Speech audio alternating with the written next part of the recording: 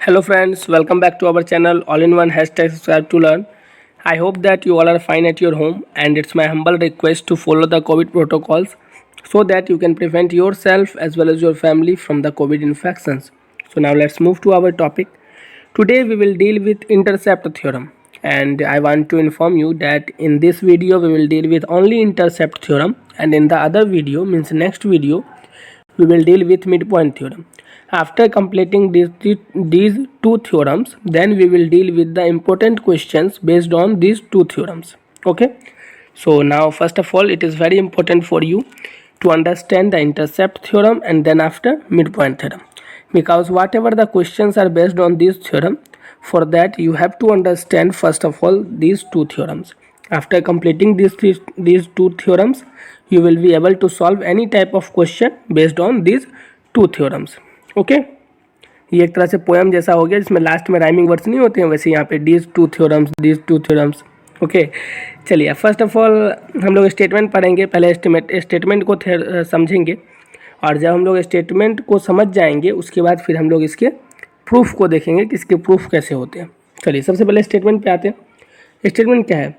If there are 3 parallel lines and the intercepts made by them on one transversal are equal, then the intercept on any other transversal are also equal.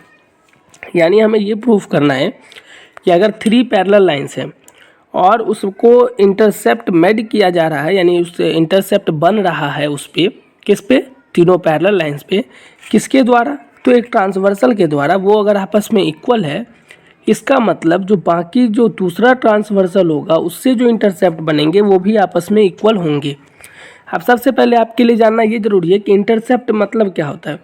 तो intercept मतलब होता है कोई part. Intercept को आप directly अगर कहना चाहते हैं तो उसका मतलब हुआ पार्ट. यानी कहीं पे भी अगर हम लोग किसी लाइन को कट करते हैं तो उसको इंटरसेप्ट कहते हैं. जैसे यहाँ जो इंटरसेप्ट है वो क्या है? ये तीनों पैरेलल लाइन्स है, इसको ये ट्रांसवर्सल कट किया. तो यहाँ कहाँ कहाँ कट किया? ए पॉइंट पे, बी पॉइंट पे और सी पॉइंट पे. तो ए बी एक इंटरसेप्ट हुआ, पार्ट हुआ. बी सी दूसरा इंटरसेप्ट हुआ. और दूसरा जो ट्रांसवर्सल कर रहा है जो क्यू कट किया, वो कहाँ कहाँ कट किया? पी पे, क्यू पे और आर पे. तो यहाँ 2 इंटरसेप्ट हो गया, एक पी क्यू और एक हो गया क्यू आर. तो इसे हम लोग क्या कहते हैं? इंटरसेप्ट. तो सबसे पहले हम लोगों के लिए ये जानना जरूरी था कि इंटरसेप्ट क्या होता है. आप फोटो क्लियर कर चुके हम लोग फिगर को. अब हम लोग आते हैं प्रूफ पे कि प्रूफ कैसे हुआ. तो सबसे पहले आपको पता ही है प्रूफ के लिए ज्योमेट्री में क्या परफॉर्मा है. सबसे पहले गिवन क्या है?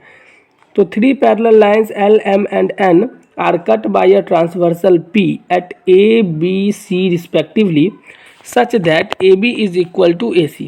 किस तरीके से? जो AB जो है वो AC के इक्वल हो. Also Q is another transversal cutting L, M, N at PQR respectively.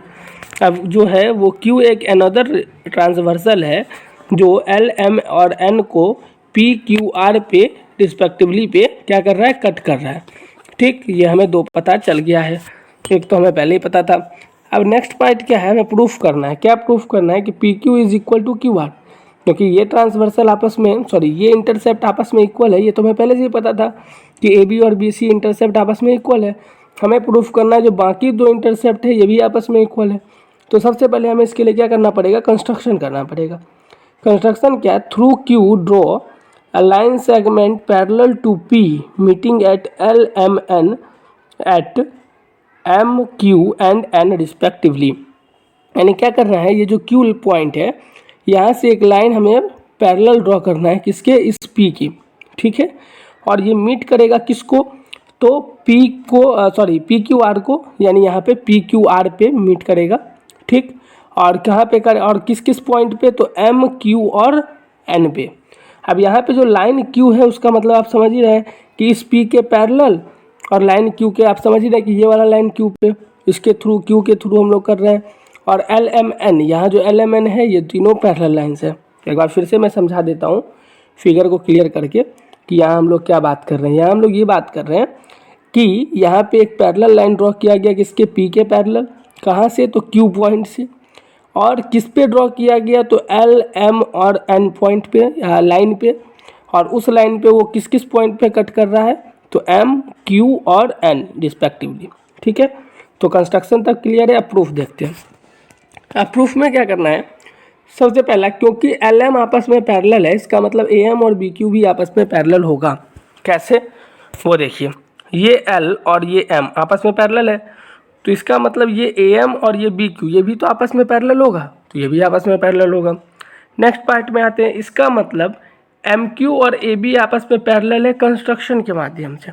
देखिए कौन सा है एम क्यू, ये एम क्यू और ये कौन सा, एक बार फिर से देख लीजिए, एम क्यू के साथ ए बी कौन सा, ये वाला। तो एम क्यू और ए बी आपस में पैरेलल है कंस्ट्रक्शन के माध्यम से, क्योंकि हमने कंस्ट्रक्शन में ही कहा था कि ये वाला लाइन पूरे पी के पैरेलल है, तो इसका मतलब ए बी के तो पैरेलल होगा ही, क्योंकि वो उसका छोटा सा पार्ट है। इसका मतलब क्योंकि यहाँ पे दोनों साइड जो अपोजिट साइड से वो आपस में पैरेलल है, इसका मतलब ए बी क्यू एम क्या है, तो एक पैरेललोग्राम है, इसमें भी कोई दिक्कत नहीं है। अब पैरेललोग्राम में अपोजिट साइड्स आपस में इक्वल भी होते हैं, इसका मतलब एम क्यू जो है वो ए बी के इक्वल भी होगा। अब जैसे हमने इसमें बताया कि ए बी क्यू एम, अब ए बी क्यू एम क्या है वो भी मैं आपको एक बार दिखा दूं, ताकि आपके मन में कोई कन्फ्यूज़न नहीं रहे इससे रिलेटेड। देखिए ए बी क्यू एम ये वाला पार्ट हो गया, ये वाला पार्ट, ठीक, ये एक क्या है पैरेललोग्राम। उसी तरह तो यहाँ पे जो सी एन क्यू बी जो बन रहा है, ये भी तो पार्ट एक पैरेललोग्राम होगा उसी तरीके से, तो इसीलिए हमने उसी तरीके से लिख दिया, similarly C N Q B is a parallelogram. Proof में आप ऐसा यूज़ कर सकते हैं, अगर आपको फिर से लिखना हो तो जैसे हमने इसमें लिखा वैसे ही आप इसमें भी लिख सकते हैं।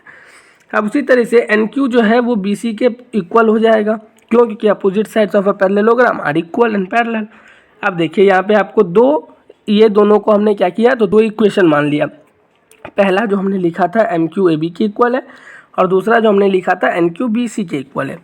अब क्योंकि ए बी बी सी के इक्वल है, हमें पता है कि ए बी बी सी के इक्वल है, तो क्योंकि इस दोनों में आर एच एस इक्वल है, तो इसका मतलब एल एच एस भी आपस में इक्वल होगा। इसीलिए हमने लिखा therefore from 1 and 2 we have M Q is equal to N Q. इसीलिए हमें क्या मिला फर्स्ट और सेकेंड से, कि एम क्यू और एन क्यू आपस में इक्वल होगा।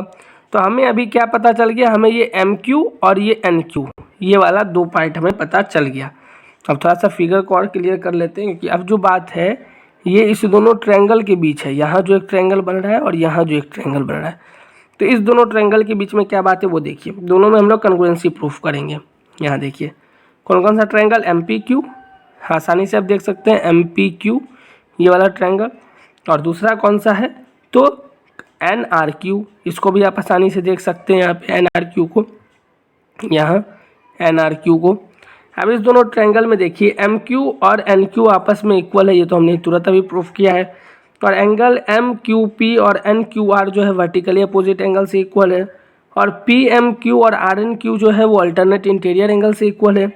इसका मतलब ट्रायंगल एम पी क्यू जो है वो कंग्रुएंट होगा एन आर क्यू के by S A S criteria, S A S congruency criteria से।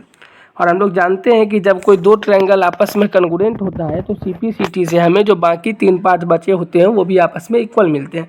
तो यहाँ जो बाकी तीन पार्ट हैं उसी में से तो एक है पी क्यू और क्यू आर, यानी जो हमें प्रूफ करना है, हमें प्रूफ कौन सा पार्ट करना था, तो ये जो पी क्यू और क्यू आर जो दो इंटरसेप्ट है यहाँ पे, ये दोनों आपस में इक्वल हो, यही तो हमें प्रूफ करना था। तो ये इसका क्या सीपीसीटी पार्ट से हो रहा है, तो इसका मतलब ये दोनों आपस में इक्वल हो जाएगा, यही तो प्रूफ हुआ। तो फ्रेंड्स काफ़ी अच्छे तरीके से हम लोगों ने आज इंटरसेप्ट थ्योरम को समझा है। अगर इसमें आप लोगों के मन में किसी भी तरह का कोई कन्फ्यूज़न हो तो आप लोग कमेंट बॉक्स में कमेंट करके बताएं कि आपको क्या परेशानी आ रही है अभी भी इंटरसेप्ट थ्योरम में। और जैसा कि मैंने आपको पहले ही कहा कि हम लोग नेक्स्ट 2 वीडियो में, यानी आज वाले वीडियो में और फिर नेक्स्ट वीडियो में हम लोग एक और थ्योरम को देखेंगे। आज हमने इंटरसेप्ट थ्योरम को देखा, नेक्स्ट वीडियो में हम लोग मिड पॉइंट थ्योरम को देखेंगे। तो अगर आप लोग को उस सब में अगर किसी में भी प्रॉब्लम हो इंटरसेप्ट थ्योरम में या मिड पॉइंट थ्योरम में, तो आप हमें बताएंगे, और उसके बाद हम लोग इंपॉर्टेंट क्वेश्चन डिस्कस करेंगे इन पे बेस्ड। उसके बाद मुझे लगता है कि ये चैप्टर हम लोग आसानी से क्लोज कर सकते हैं। ठीक है फ्रेंड्स, अगर इसमें कुछ और भी बचा होगा तो मैं एक बार चेक कर लूँगा कि अगर इस चैप्टर में और भी कुछ इंपॉर्टेंट चीज़ें बची हुई है तो मैं आपको फिर से उसको रिकॉल करा दूंगा, वरना हम लोग इस चैप्टर को ऑलरेडी कंप्लीट कर चुके हैं, तो हम लोग इसको कंप्लीट कर लेंगे इस दोनों थ्योरम पढ़ने के बाद, और उसके बाद इस पे बेस्ड क्वेश्चंस को डिस्कस करने के बाद। ठीक है फ्रेंड्स, अगर आप लोगों ने टेलीग्राम चैनल ज्वाइन नहीं किया तो जल्दी से टेलीग्राम चैनल ज्वाइन कर लीजिए, क्योंकि आपको सारे नोट्स और PDF वहीं मिलेंगे। और हमारे चैनल को सब्सक्राइब भी कर लीजिए अगर आप पहली बार आए हैं, और अपने फ्रेंड्स के साथ भी शेयर कीजिए ताकि वो भी इस जर्नी में जुड़ सकें। ठीक है friends, so thank you so much. Now we will meet in the next video and then we will deal with midpoint theorem. Okay, so thank you so much and bye bye.